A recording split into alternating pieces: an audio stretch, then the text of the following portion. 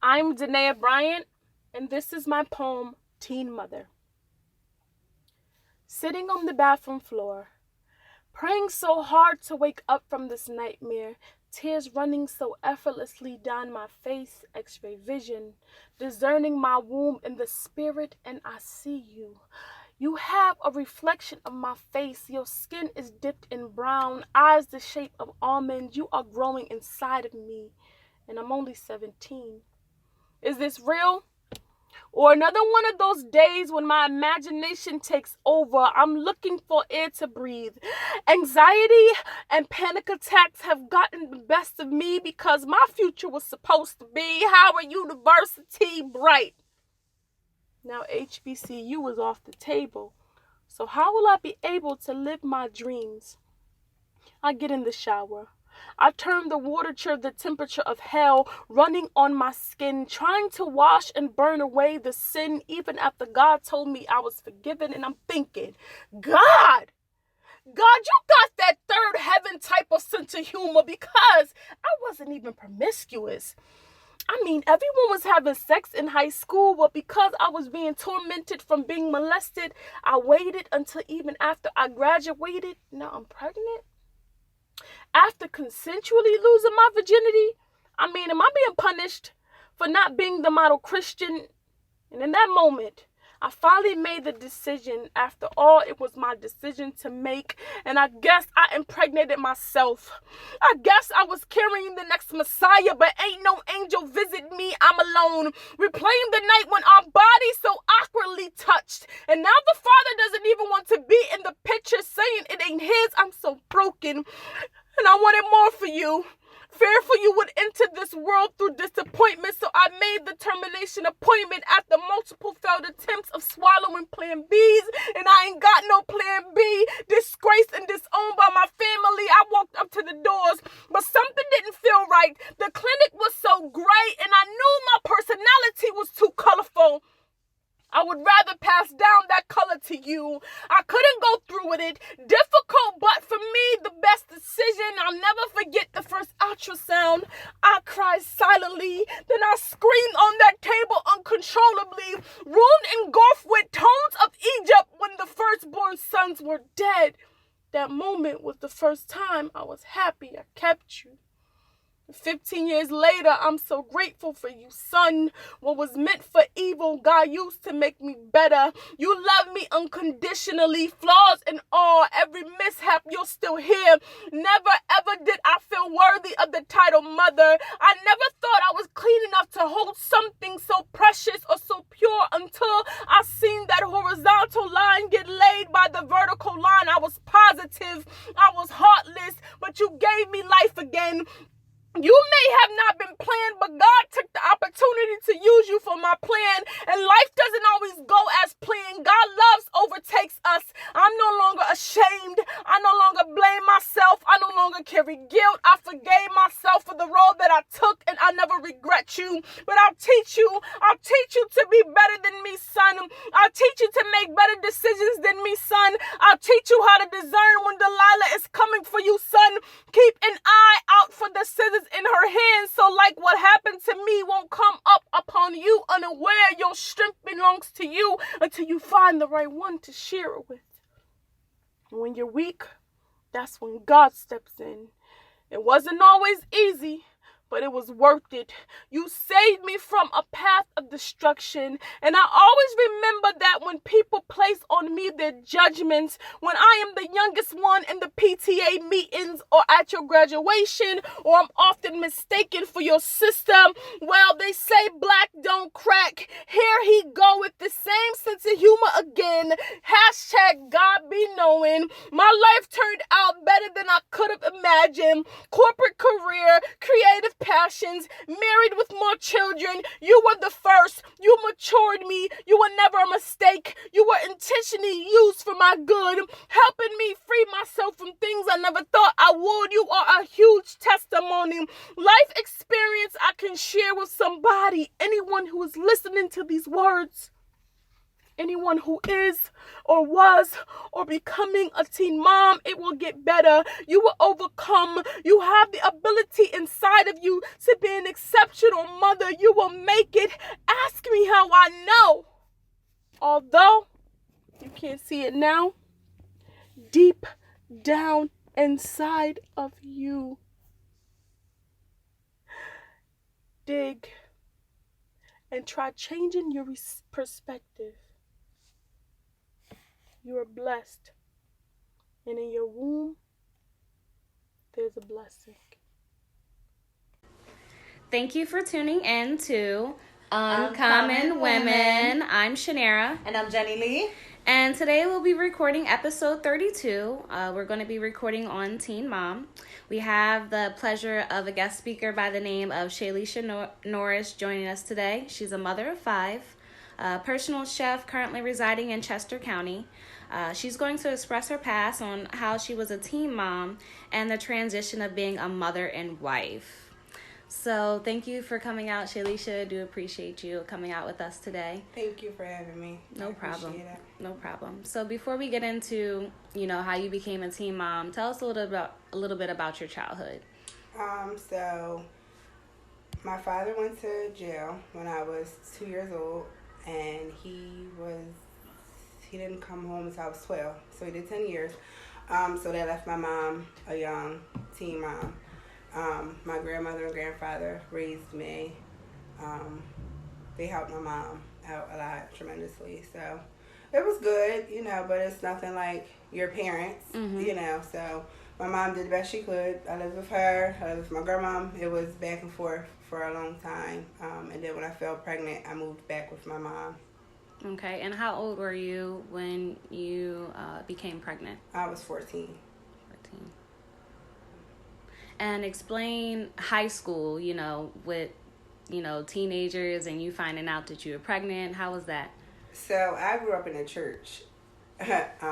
So I was only taught that if you have sex before marriage that you'll go to hell. I wasn't prepared for the real world. I went to the high school, and that's when I started hearing about marijuana and sex, and everyone was doing it around me. An older guy liked me, and I thought that, that's what I had to do in order to keep him. And I wasn't taught to protect myself or what to do when it was time for me to have sex. So when I did have sex, I fell pregnant right away. When I got pregnant, sex still hurt. It wasn't even enjoyable at the time. I was just young and experiencing and just, didn't know nothing about it. Wow. So what emotions did you go through when you found out that you were pregnant at 14? And scared. Yeah, scared. I want to say I was embarrassed. I was in a church pretty heavy. I was going to church every Sunday. We had Bible study every Thursday. We were doing teen nights, and so I want to say embarrassed was probably my first, scared and embarrassed reaction. It was the first reaction, the first emotions. And what was the relationship with your daughter's father at that time, and what was his reaction when you told him? Did he have any kids at that time? He didn't have any kids. So this was both of our first time falling pregnant. He was scared too, and he wasn't ready. We were just scared, young and scared. That's. And who was the first person that you told in your family that you were actually pregnant? How long did you wait? So I didn't tell anyone that I was pregnant. I had told some of my friends that I thought I was because I was just constantly getting sick. And I was in summer school at the time, and I was walking home, and I remember getting sick. And I was walking to my uncle's house, who lived right behind the school, and he seen me getting sick.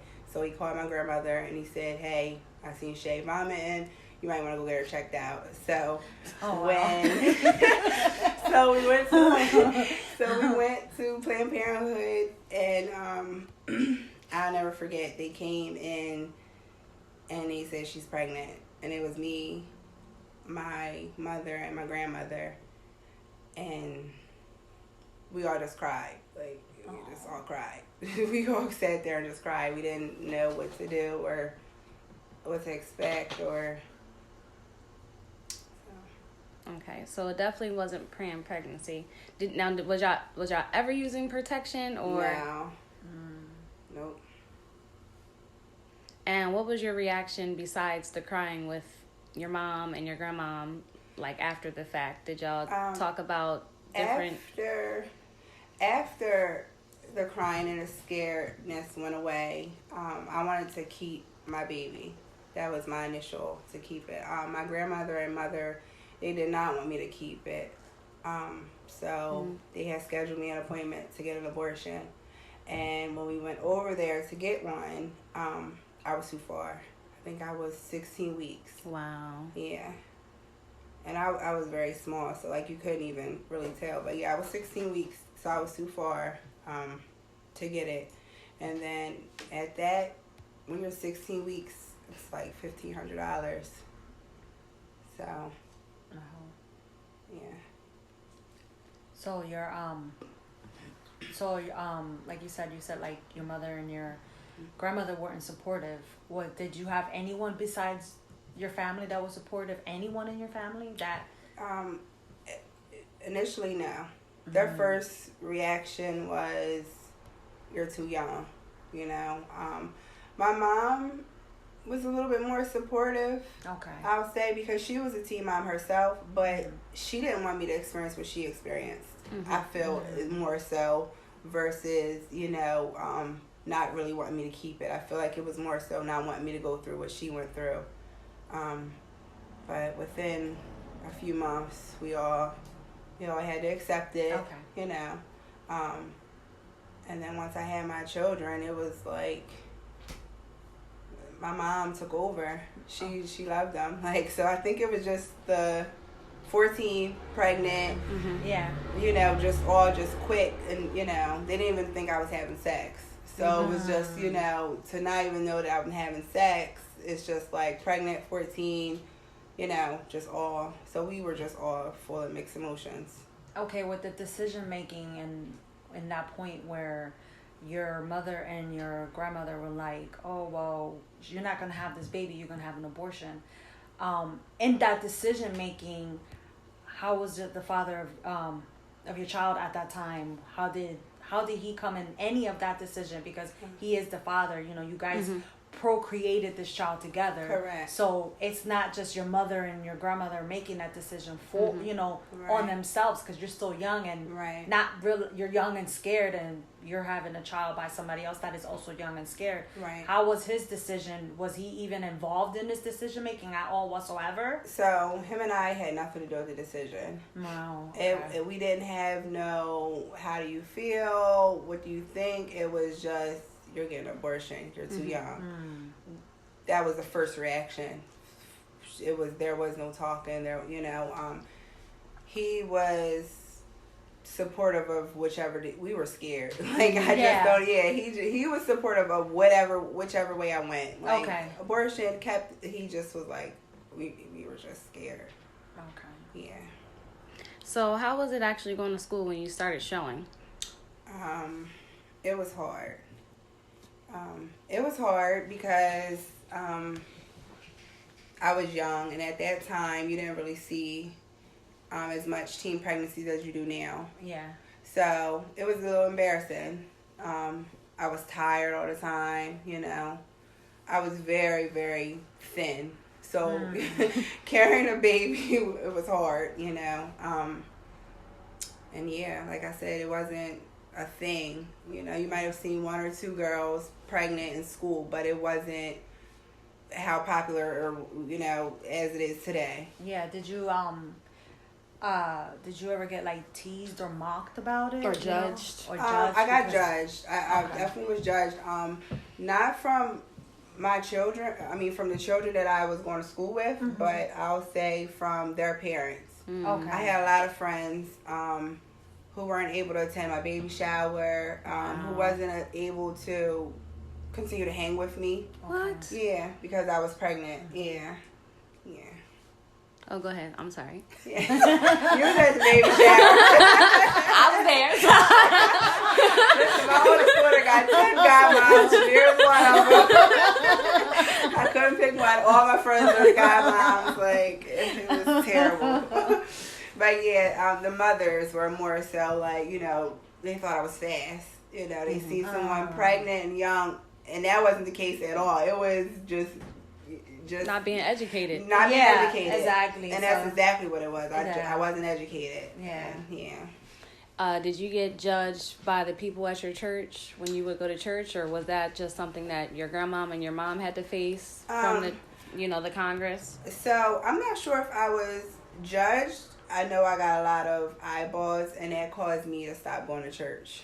A lot of people would just stare, and maybe they were just looking, you know, amazed, or, you know, I don't really know how they felt about it, but I was already feeling, you know, embarrassment. So I stopped going to church. And after you had, you know, realized you were pregnant, what was your emotions like as far as, you know, because they said, you know, if you get pregnant, you're going to hell. Yeah. How did you feel about that? Like, did someone ever actually sit you down and explain to you everything, or was that just something that still sticks to in your head? Well, now, today, no. That I'm an adult, no. Back then, yes. I had sex before I was married. It wasn't even really having the children. It was more so having sex before I was married. That was what I was taught. It was in the Bible, you know, and that was what I was taught. So, yeah, I did feel like that.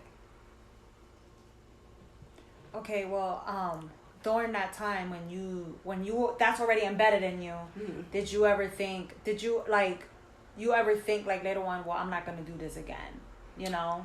No. I mean, have kids, but not that in your mind frame, being young, you're like, well, I'm gonna try not to have sex or have another child. Being See, young. I was in love. Yeah. Thought I was in love. Yeah. So I was, and he was older. So Okay. I was trying to do anything to keep him to me. Oh yeah. That was what the church, your mind frame, the right? hell, all that went out the window. My mind frame, I was puppy love. So my focus was keep him.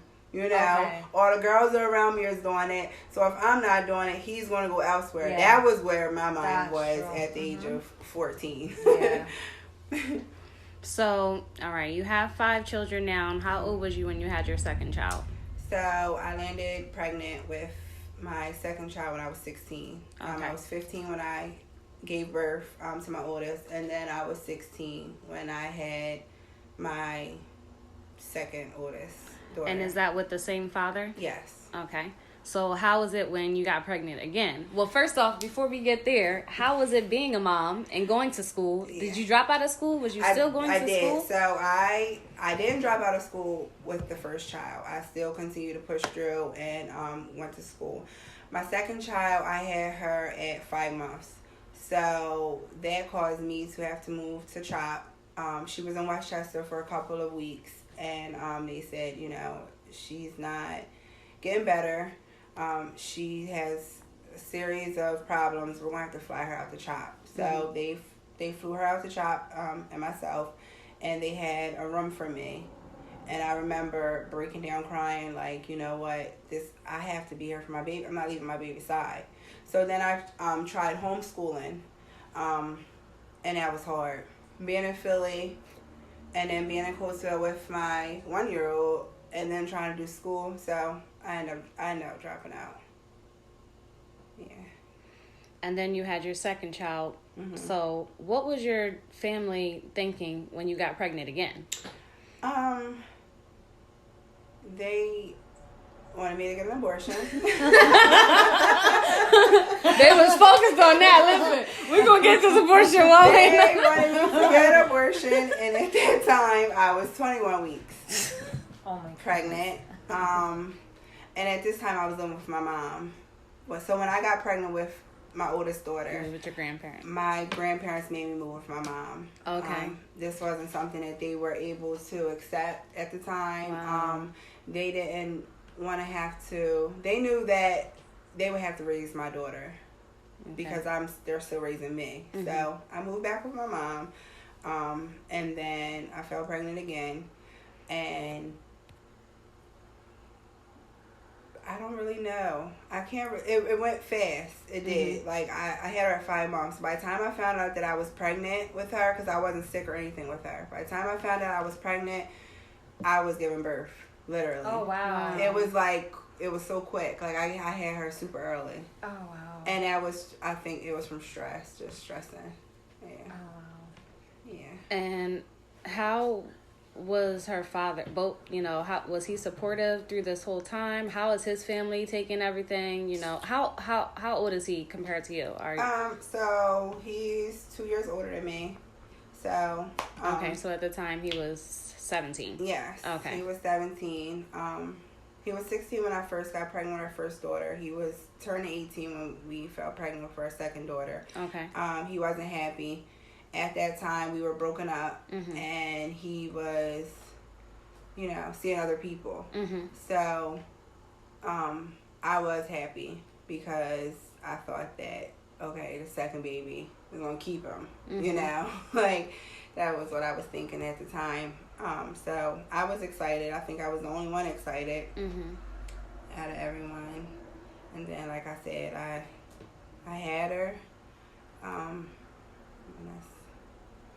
And when you realized, after you had your second baby, because when we young, we think, this is what you got to do, this, that, and the third to keep a man.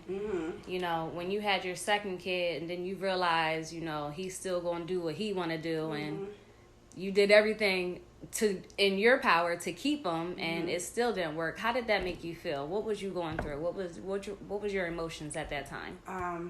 I was very insecure. Very insecure. I remember thinking that I was fat, I wasn't attractive. You just think something's wrong with you when a man doesn't stay with you or isn't just with you. You start to question yourself, and I think I started to question myself. Now, living with your mom, because you were originally with your grandparents, living with your mom with 2 kids, what was the relationship like with your mom? Amazing. My mom, she's just a sweetheart. She helped me tremendously. I don't even know how far I would have went if it wasn't for her. She raised my 2 girls, basically. When it was time for them to start walking or, first foods and colds, and she was there through every single step. She helped me, she allowed me to still have a somewhat normal teenage life. Somewhat normal, but she allowed me to continue to, Did you eventually go back to school? I did not. I didn't go back to school. A couple years ago I went for my GED. That's good. Yeah, but I did not go. After that, it was work. Mm-hmm. Now I got 2 kids. Now I gotta provide. I don't got time for school now. Okay, that's understandable. Go ahead. So you had to work. Yeah, I had to work. So I wasn't thinking about school. I didn't think that I needed school until I got older and realized that I did. So my first thing was work and provide. That was what I did. Did the kid's father, your daughter's father, after the second child, after you started working, you're getting a little bit older now. In that time period, was he even involved at all? I know that you said. So we were together for 10 years. Okay. And he was an amazing father then, and he still is today. I think we were just young. And I wouldn't move on. I didn't move on. I was with him for 10 years. He probably wasn't with me for 10 years. Yeah. But, so we were just off and on, but he was very much involved. It was just our relationship was off and on. But as far as the kids, he didn't miss a beat. He didn't miss a beat. Yeah. Now, do you regret anything, looking back now, or did you experience any depression of working, trying to provide, having 2 kids, still a teenager, Sure. Did you go through any depressions besides feeling insecure? I did go through depression. My depression was my daughter, my youngest at the time, she was premature. So when she came, she was in the hospital for 3 months. So when she came home, she was on a heart monitor. She was on oxygen tank. We had a big one set up in my house, and I also had a portable one. So not only am I carrying a 1-year-old that could barely walk, I have a car seat, a portable, oxygen, I got baby bags, I got, I had my mother, my sister, definitely, but times where I had to be an adult and go places by myself, it was very hard. I remember just sitting up and watching her sleep all day, just scared that she'll stop breathing, or just I definitely went through postpartum with her, I'll say. Yeah. And did you get any counseling with that, or did you just work through it? And at the time, I didn't know that it was postpartum. Yeah, like now I know what it is, but I didn't know what it was. I talked to my mom about it. Like I said, I don't know where I would be if it wasn't for my mom. She helped me out. When I would cry, get frustrated, didn't know what to do, she was right over my shoulder. That's awesome. Yeah. That's awesome. You have a good mama there. Yeah, I do. Now, during the transition from being a teen mom to now, are you currently married? How did you meet your significant other? Like, how is your life now? My life now is wonderful. I met my husband 7 years ago. At the time, I didn't want no relationship. I kind of just wanted to do my own thing. I've been single for a couple of years before I met him. So we started dating. And we started dating. Yeah, so we started dating. We got a place together within a couple of months. It happened fast. I think it was love at first sight. I honestly, truly do. I fell pregnant again, and a couple years later, we got married. And today, I have 4 beautiful girls. I have a stepson, and life's good. Now, do you ever explain to your children, about sex now? Absolutely. And the consequences being as though you were a teen mom? Absolutely. We have an open communication policy here. Okay. Like we, everything's out on the table. There's no judging in my home, and I allow them to, I wouldn't call it enabling it, but I want them to know that whenever it's time, or if you think that you're ready, you come talk to me, because I'm going to show you every step of the way. If I could be there, I would be. Like, you're going to know, you're going to be on birth control, you're going to know how to protect yourself, because not only can you get pregnant, there's diseases out here that's incurable. So, my daughters know that whenever they're ready, that they'll come talk to me, no judging. That's awesome. That's awesome. So if you could go back, is there anything that you would change or make differently now, being an adult and knowing what you know now versus being a teenager and, trying to do what you can do for love? I don't think I would really change anything.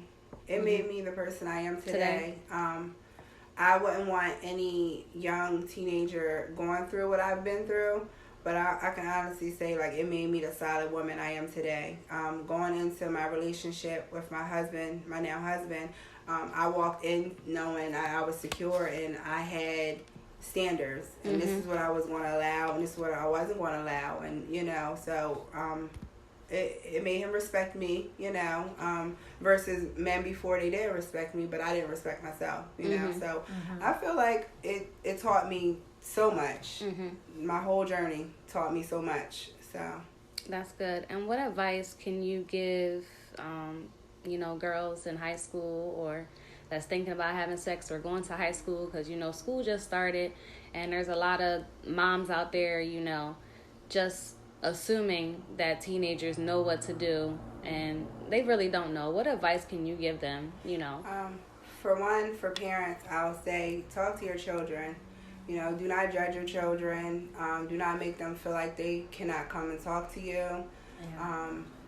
Don't act like it's not happening. It's happening. Right. It's whether it's with your children or it's just all around them, their friends, their peers. It's happening. So definitely make your children feel comfortable enough to talk to you. And for the young girls, I would like to tell them that, I don't want to judge them when they're ready. If you feel like you're ready, talk to someone. But if a man loves you and respects you enough, he'll wait. He'll wait for you. He'll wait for you. That's good. That's good. Do you have any questions? No. Okay. So how is life now?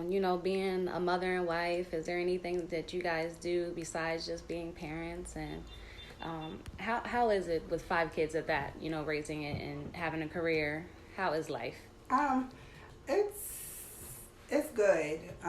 We have a summer camp my husband started 4 years ago. Awesome. It's for the community. Mm-hmm. It's income based. Mm-hmm. And like I said, that's 4 years now. I just graduated culinary school. Mm-hmm. So I've been trying to, I don't know which path I want to take as far as that, but I've been doing a couple of personal chefing going on.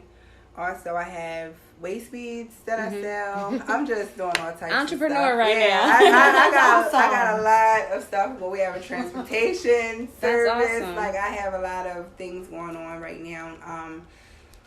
I'm motivated. We motivate each other. Our children, our house is full all day. It's loud. It's food. We love it. We love it. That's good. And how is your relationship with your 2 oldest children's father? Because now that you're married, how is your relationship? Do y'all still have a good relationship? Yeah, we have an amazing relationship. Okay, Yeah, that's good. We co-parent and it's amazing. Yeah. That's great. That's great. Do you For the where do you see your family now with everything that you guys have on, all this incredible stuff that you guys have going on? How do you see yourself in the future with your family coming up now, not in the present time but in the future? So we're going to try to put everything that we have going on and start catering and offering different packages that like I do bartending, transportation. We have hookahs that we rent out. So we're going to do some type of catering and different packages. Yeah.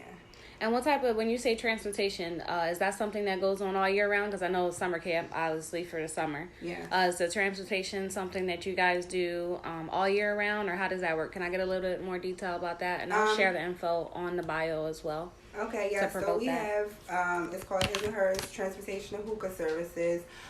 We do, so far we have done like a party bus service. We've taken a group of girls that wanted to go out and they went to a party, and we took a group of guys out that wanted to go watch a game. We've done spa trips. We've done different things. So it's just, we have a 16 passenger van. It's just, we've done church events. We And is it just a deposit that they typically need for doing that, or is it just based on availability? Because I know you guys have a lot going on with your schedules. It's based on availability, and we usually do per person. Okay. So if you have more than 10 people, it's per person. But if it's less than 10, then we'll do like one set price. Okay. And do you charge by the hour, or is it by miles, depending on where they want to go? No, per person. Per person? Yeah. Oh, okay. Per person. Okay. Yeah. That's dope. Yeah. We try to make sure that it's, we everything we do is try to for our accommodate community, and to make sure that, of course, that we, get paid in the long run. At the end of the day, you're running a business. You ain't gotta be scared to say you're running a business at the end of the day. We definitely make sure we profit, but we also try to be very affordable for our community. Oh, yeah. That's understandable. Yeah. So thank you for coming out. Before we close out, we do ask all our guest speakers one question, and the question is, what makes you uncommon? What makes you different from everybody else? I think that I'm uncommon because I'm breaking a cycle with my daughters. My mother was a teenage mom. I was a teenage mom. My girls will not be a teenage mom. So I think that's what makes me uncommon. Breaking a cycle. Breaking a cycle. Yeah. Yes. I really believe in that. Breaking the cycle. Breaking the cycle. Yes, yes, absolutely. Yeah. Thanks for having me. Thank I you. really appreciate Thank you. it. Thank you. Thank you for having us. Yeah, thank you. And your testimony was incredible. Oh, thank you. It will go beyond because, you know, me and a mom of a teenager too as well. So I wasn't a teen mom, but this I can also, you know, take it back and be like, hey, listen to this, you know, and she can listen in and know where you come from. Absolutely, so, absolutely. Yeah. I Thank definitely you. hope it can touch a lot of teenagers. Have you thought about going to schools and actually teaching to kids, you know, about your story and? Possibly. I have my hands in so much different things. Like, I literally do so much. Like, it's like every time I turn around, I'm like with a different idea. Like, hey man, like, listen to this, and we both just sit all night. That's awesome, and then the though. next day we're Brainstorm. like, boom, this is what we got. This is what we're doing now, and people are like, what? Like, Ain't nothing wrong with but that. I wouldn't mind. I definitely wouldn't mind telling I my see that would story. be a good. Yeah. A good start. I know y'all got 1,000,001 things going Yes, on. but I would love But that, put that though. in his ear from Yes, Shanira. yes. Listen, and me and him's the type that, like, we'll brainstorm together tonight and brew it all up, and tomorrow it'll be like, Shaylisha such and such, boom, like, she'll be here, she'll be there this time, like. That's amazing. That's awesome. All day, That's every great that day. y'all support each other. Yes, we it do. is. We do. You have that. You can tell you guys have that foundation with each other, and you guys, you can tell just from the way you speak, and you can tell like he is like your rock. You know that you know like you're like, oh, we're brewing it down together. Yes, we doing this and you doing that. Yeah. That is amazing. They uplift each other. Yes, That's they do. awesome. Thank you. Thank you. You're welcome. Well, thank you for listening. Check us out on Facebook, Uncommon Women, IG, Uncommon 3 Women. Also subscribe on iTunes if you have an iPhone, on Google Play if you have an Android. Email us at uncommonwomenpodcast@gmail.com if you have any topics, comments, any ideas. We also are looking for poets, vendors, or any events. Let us know, and Ladies, stay uncommon.